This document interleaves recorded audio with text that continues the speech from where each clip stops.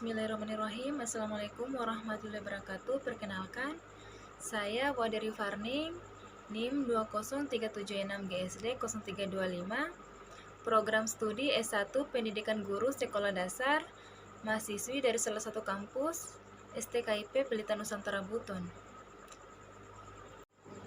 Adapun tujuan pembuatan video ini ialah untuk memenuhi salah satu tugas UTS dari Pak Juflin Alim SPD MPD selaku dosen model-model pembelajaran bahasa dan sastra.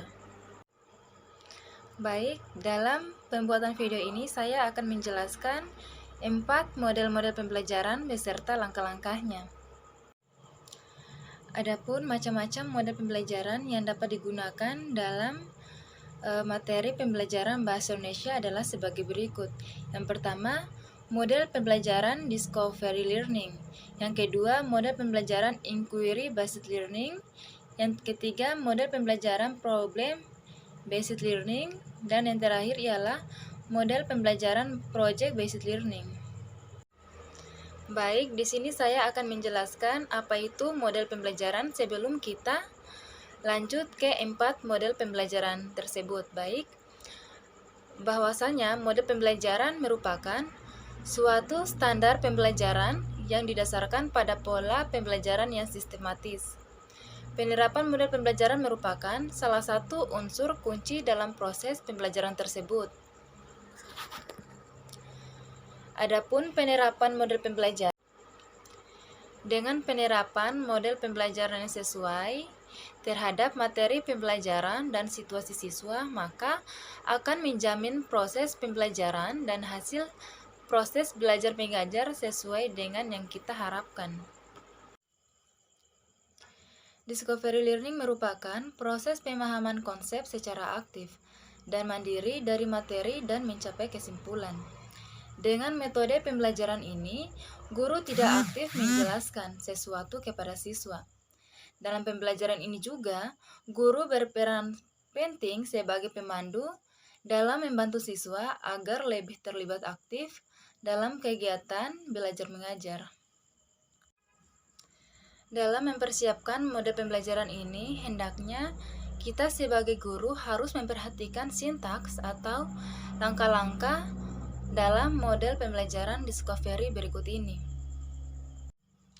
Tahap stimulasi atau pemberian rangsangan. Dalam tahap ini, guru memulai kegiatan pembelajaran dengan mengajukan pertanyaan kepada siswa. Kegiatan ini mempersiapkan siswa untuk memecahkan masalah dan berpikir kritis. Selanjutnya adalah pertanyaan atau identifikasi masalah.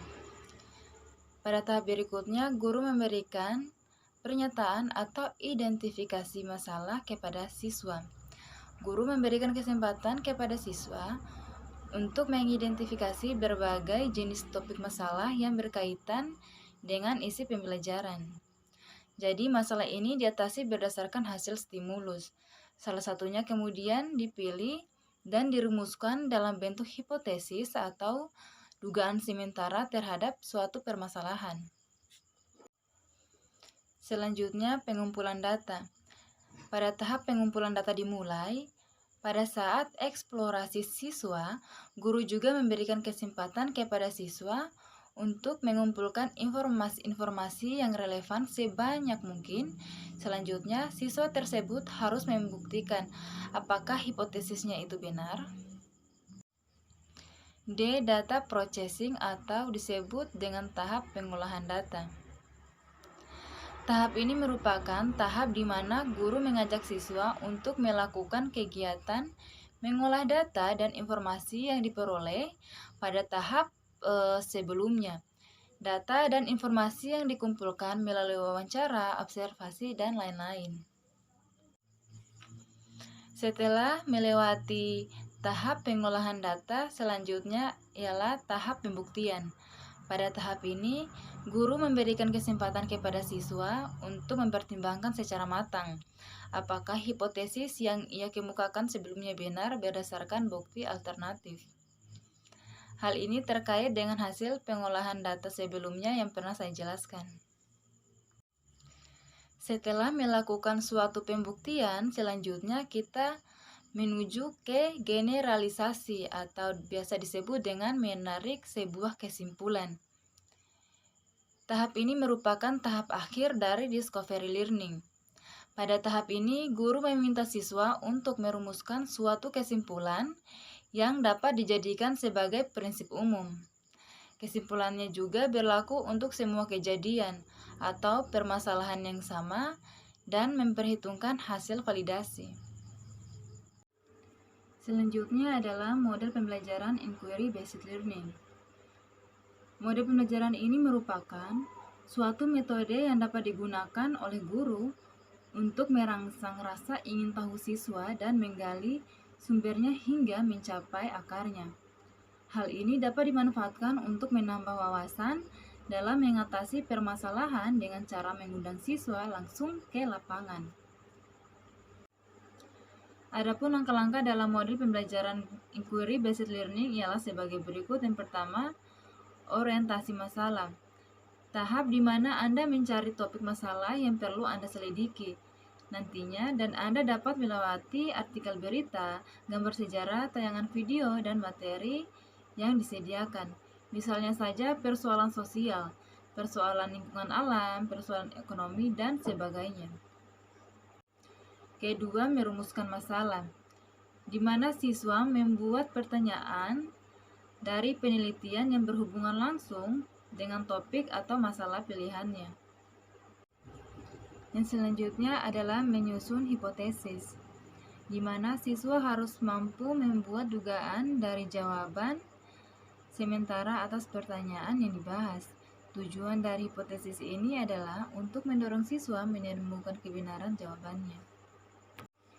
Selanjutnya ialah tahap eksplorasi, di mana siswa mencari informasi dari berbagai sumber seperti buku, majalah, dan internet untuk memperoleh informasi yang berkaitan dengan topik atau masalah yang dipelajarinya.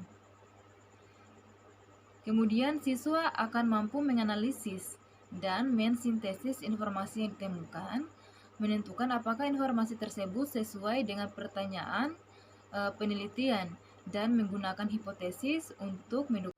Selanjutnya ialah pengujian hipotesis, di mana siswa menguji hipotesis dengan membandingkan informasi dan penelitian dengan sumber lain untuk menguji validitas informasi dan hipotesis tersebut.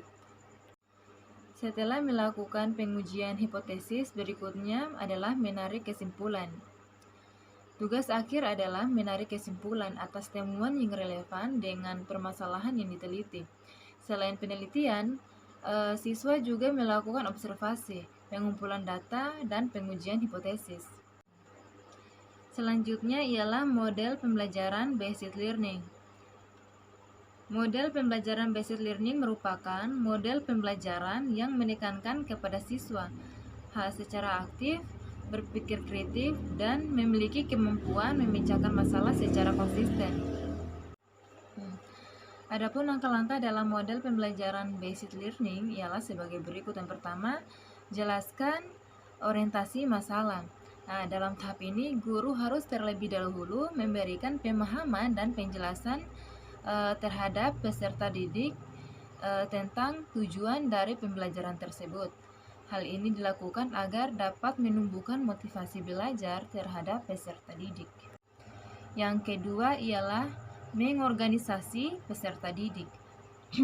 Baik, pada sintak problem based learning ini, pada tahap ini ialah setelah guru menetapkan tema dan menjelaskan prosedur kerja, guru memberikan tugas dan menyusun sistem pembelajaran untuk menjamin diperolehnya hasil yang diharapkan.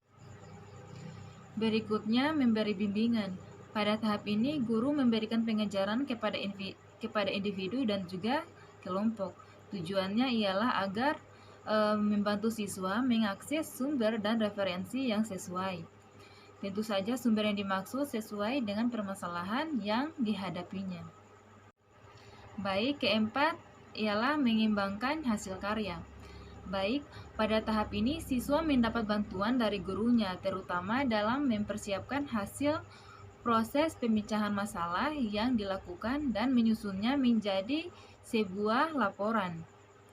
Nah, Hasil laporan ini kemudian disampaikan kepada guru dalam bentuk dokumen, catatan, dan teori pendukung lainnya. Dan yang terakhir ialah melakukan analisis dan evaluasi pembelajaran. Dalam modul pembelajaran berbasis masalah, guru meminta siswa untuk merefleksikan dan mengevaluasi hasil yang dicapai. Keempat, model pembelajaran Project Based Learning.